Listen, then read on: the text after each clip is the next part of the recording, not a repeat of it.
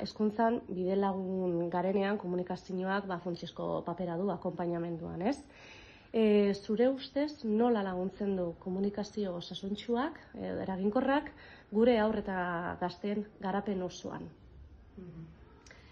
Bueno, nik uste garapenai behira jartzen baldin bagea, askotan irakasleok nahi dugu gure ikaslei laguntzea behin ikasketa prozesuan, eta eduki, eta kurrikulum, eta ziurtau nahi ditugu hainbat gauza.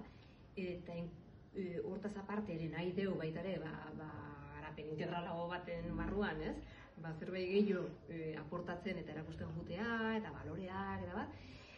Kontua da, aurkitzen gehanean ikasle mota desberdinekin, ikasle horiek ezin dutela ikasi, ez alderdi akademikoa, ez da ere gainontzeko gauza hauek, ez baldin badaka segurtasun emozional eta fisikoa. Fisikoaz, urtetan okulertzen dugula, ze haur batzuk edo gazte batzuk loin gabe etortzen baina egun bat baino gehiago, ezin du, aten ditu, ezin du memorizau, ezin du gauzak ulertu, bai?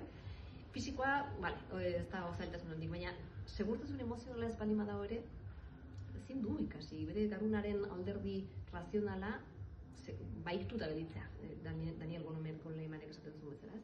Orduan, komunikazio osasungarri batek zertara emango gaitu?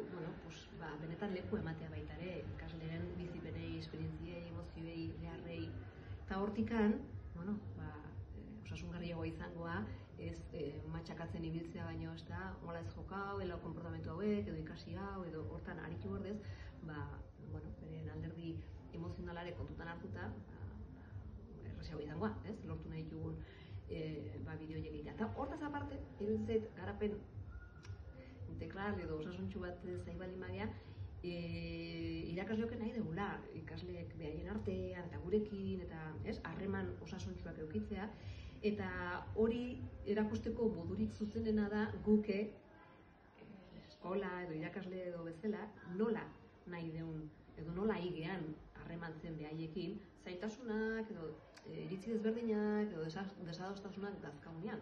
Justamente hortik lagunduko jo behaiei eredu bat ematen, beraiek dituzten gatazken horietan, besteekin edo gurekin ere aritzen, zentzu hortan ikusten, eta gero orokorrean esango nuke, ez bakarrikan beraien garapenean, bizikan, oso logikoa dela pentsatzea baita, irakasleok ere zenbat eta gehiago trebatzen gehan, harremanetan, komunikazioan, erlazioan, honek inpaktu zuzen bat edukiko gula, ez bakarrikan ikasle konkretu edo ikasleengan, baizikan gelako giroan, eskolako ambientean, eta guzti horrek danan